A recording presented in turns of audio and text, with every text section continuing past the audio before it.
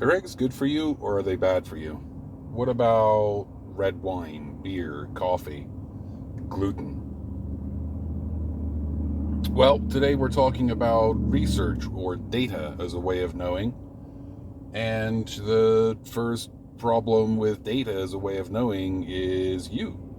You don't get most of your information about science from science journals. You get most of your information about science from the morning zoo radio show out of Chicago with Brad and Derek. Hey, come on. And you're driving and paying half attention while the kid cries in the back. You're trying to drive him to preschool, and they're like, scientists in Belgium discover that people who drink coffee and alcohol in their 90s are expected to live a full year longer than those who don't. And Derek goes, ha, no, they only want to. And then you have a giggle, science has solved all the real problems, I guess, Derek. And you go about your day. Worse, you'll hear scientists never cited, they never link you a study. Scientists find that people who drink 3 or 4 glasses of red wine a week can expect to live X number of years longer than people who don't, right? There's some longevity benefit of drinking red wine in the evenings. And now maybe you're a curious person. You start doing some legwork on that. You try and track down the source of that information, because we'd all love to drink more red wine, but that's an expensive way to live forever. It's counterintuitive. You also hear every day from the doctor that alcohol really is not good for you. So dive in, try and track this one down. What you'll find is a small study where scientists gave a certain kind of tannin to mice. The tannin can be found in red wine. It can also be found in healthier places. But directly putting this tannin into the mouse food extended their lives by a very small amount, but you multiply that by how much longer the human lifespan is than the mouse lifespan, and it starts to look like a significant difference. There's all the difference in the world between, there's this one kind of tannin that when you give it to mice, they live a little longer, and humans should consume red wine, right? That's all the difference in the world. So this is the first problem with data as a way of knowing. The second problem with data is that you're almost certainly not qualified to read it, right? So I have a PSYD, I'm a doctor of clinical psychology, and I'm qualified to read the psychology journals. They're written by people and for people with my level of education. They're written at the 20th grade reading level, and they're full of jargon. They're full of stuff that references that only a psychologist would understand, and they're based on a broad empirical knowledge of psychology that a layperson doesn't have. Okay, so maybe you want to do your own research. Whenever I see someone on the socials talking about do your own research, I'm like, yes, do your own research. After you have obtained a graduate degree and funded a laboratory, then you can do your own research. Until then, there's all the difference on earth between you Googling shit and a scientist with a broad empirical knowledge of their field doing a literature review to find out what people already know, what science already knows about a topic, and then conducting actual experiments to fill in the gaps, help fill in the gaps in that knowledge. Remember your Dunning-Kruger effect, right? In the Dunning-Kruger effect, people who don't have advanced degrees don't know the work that it requires to obtain an advanced degree, and they feel as competent as anyone else to read the literature on those topics. And it's because of this basic conceit that it's so easy to convince, at the peak of the movement, like 45% of Americans, that climate change is a communist hoax instituted by NASA to destroy the government that funds NASA. An insane conspiracy theory where the scientists are out to break capitalism. Just remember that fascists do two things always in this order. Number one, scapegoat a vulnerable minority, and number two, discredit the academics who can prove them wrong. So these two basic problems, right? You're not getting your science from science journals, and you're not qualified to directly read the science, so you must trust the people telling you what the science means. But they're not trustworthy. So the right-wing commentators can take a page out of a climate science journal and show you a chart and tell you it means the opposite of what it means. You know, there are these little twink bits and pieces. There's this ice shelf that's getting bigger, and the climate change global warming scenario predicts that the ice shelves should be getting smaller, but it's like 1 kilometer of ice shelf, and the other billion kilometers of ice shelf are all getting smaller, right? There's just this one localized spot. It's a fancy way of saying the Earth can't be warming because I'm cold right now. In this specific instance, I feel cold, and therefore the Earth is not warming. A ridiculous argument. So I'm going to link you to H. Bomber's, Harris's long discussion of the Andrew Wakefield vaccines and autism controversy. Bear in mind from the outset that paper was fraudulent, and Wakefield has been defrocked. He's been stripped of his license to practice medicine, and now, I guess, if you believe Harris, which I have no reason not to, the dude is broke, and he makes his money now by doing conspiracy theory cruises with the flat earth people and the Bigfoot people and all of that, so that's fun. Okay? But here's the first problem of science that isn't really about the general lay public. This one's about science. Science has had faith in its objectivism for a long time. Objectivism being the belief that people can be and should be objective. That it's possible for the human animal to look at a problem from no point of view with no particular interest in that problem. We've believed that, and we've had faith in scientists and particularly medical researchers to conduct themselves appropriately. But that's not what has happened. So let's talk psychotropic medication, meds that have an effect on a person's mind or state of mind, antidepressants in particular.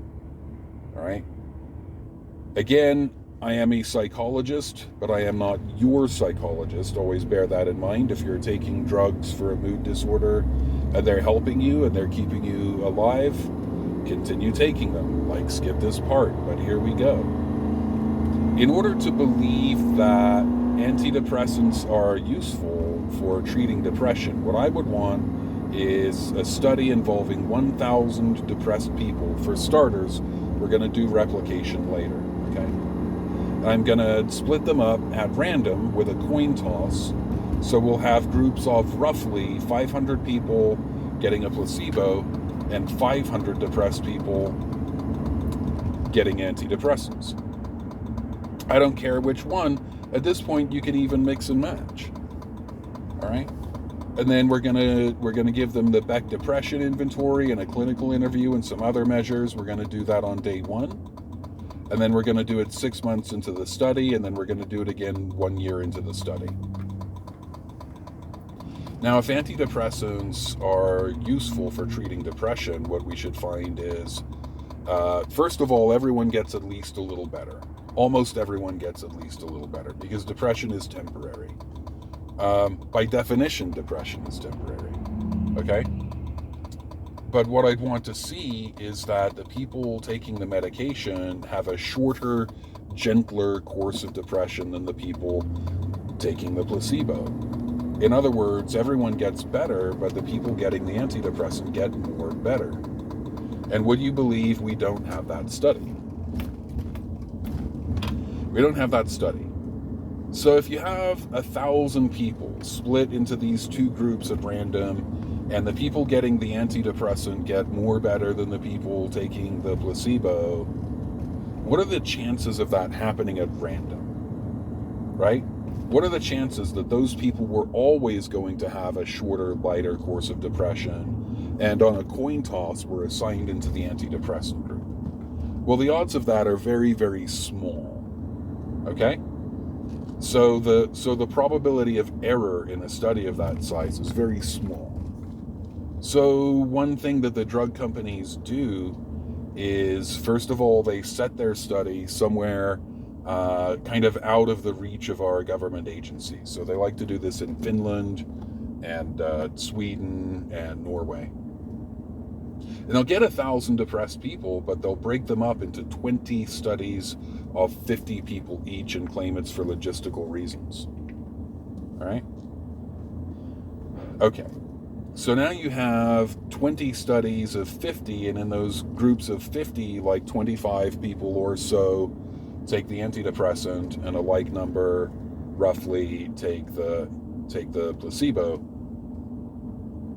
Well, by chance, in one or two of those groups, the people taking the antidepressant are going to show more improvement and faster recovery from depression than the people taking the placebo. Get that result by error, you exactly need these smaller groups so that you can run a bunch of studies all at one time, right? So if you're playing Russian roulette and you have a 6-shot revolver and there's one bullet in it, what are the odds of getting shot in the head on the first pull? Well, it's 1 in 6. But what if you pull the trigger, you commit to pulling the trigger twice? Well, now it's 1 in 3 times you're going to die, right? And then what if you pull the trigger 3 times in a row without spinning in between, man? Well, now it's 50-50 and so on. You run 20 studies and you all but statistically guarantee in 1 or 2 of the studies you're going to get the results that you're looking for. And that's the problem. Exactly, the problem is the drug companies are looking for a particular result. So I've been preaching this for weeks at you now. Your methodology leads to your method. And in science, part of the methodology always must be trying to find out what's true in as objective a manner as possible. But for the drug companies, they're not trying to find out what's true. They're trying to prove to doctors with prescription pads that their medications are effective. And their methodology of trying to prove their thing good leads to this method of dividing up the big study into a bunch of little studies so that they can get the data that they need. Right? Okay. So when you do it that way, of course, correspondingly, there would be 1 or 2 studies where the people taking the placebo have the lighter, shorter course of depression. They recover faster and have fewer symptoms.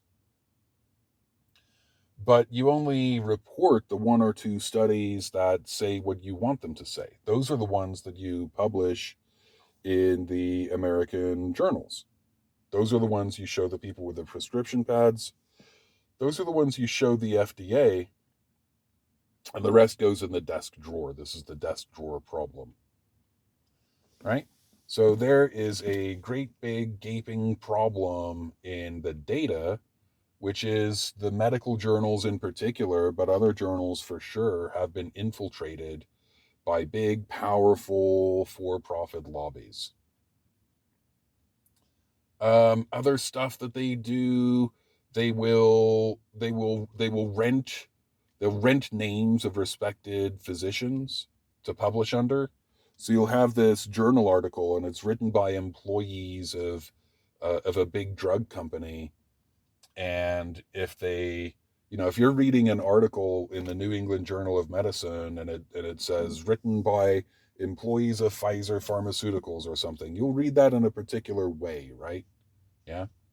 And so the drug companies instead, they literally lease the name, they franchise the name of a well-respected physician. And so you're reading Dr. Rosenkrantz or something, and it's fine. You never know, because that person never contributed to the article at all. They just leased their name. You would have no idea that this was put together by a literal drug company, literally as an influence campaign, right? So those are great big glaring holes in the science. And the more you're dealing with stuff that's for profit, the more likely you are to run into this kind of corruption. If you're reading about climate change, nobody in science is really working for people who profit from climate change. And the oil and coal companies don't take the same tack of infiltrating those journals. They just infiltrate libertarian society and make climate change a freedom issue, instead of a we're all about to die issue like that. Okay. So where does that leave data and science as a way of knowing? You know, you're not getting your science from science journals. You're not qualified to read it anyway. There are groups of people out there, rich, powerful groups, telling you the science means the opposite of what it means, and the science itself, while it's self-correcting, those corrections can take a long time. And we've never before in history had the kind of pushback that we have right now from these special interests infiltrating the science, for their own profit. Where does that leave us? Well, the Wakefield thing was resolving itself. Andrew Wakefield was already starting to be investigated by the people that he worked for and by journalists. Um, and the very first article he published had this disclaimer at the end. The science was already working. It wasn't the science that started the anti-vax movement. It was the publicity and the news around it. Science works, but it's slow, and you have to be patient.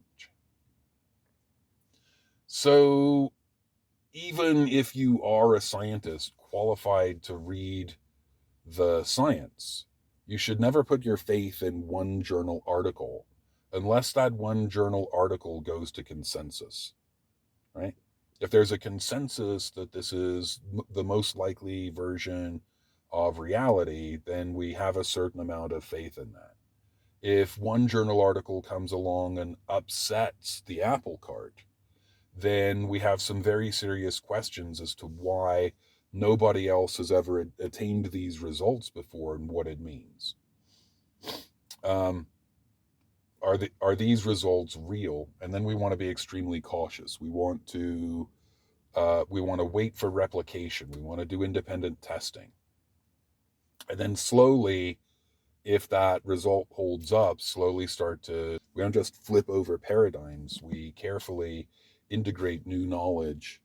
Um, Not overnight, not on an overnight basis. And that's where science is you are in this position of just having to trust experts. And in the modern age, especially in America, like, trusting anybody about anything is a tough call, right? That is a big ask. It's a heavy lift. But scientists know their individual fields of study. They know what they're writing about. They're deeply immersed in knowledge at a level that the layperson can't even begin to comprehend. And when they're making these statements, they're making them in good faith, in the best possible faith. And when they're not, as in Wakefield, And then we also have to adjust our sights, right? If you believe a guy going around selling a conspiracy theory, and then the establishment shuts him down, you should stop believing the guy selling the conspiracy theory. You should trust the you should trust medical practitioners and scientists and regulators. That's where science is as a way of knowing. Yeah, good enough.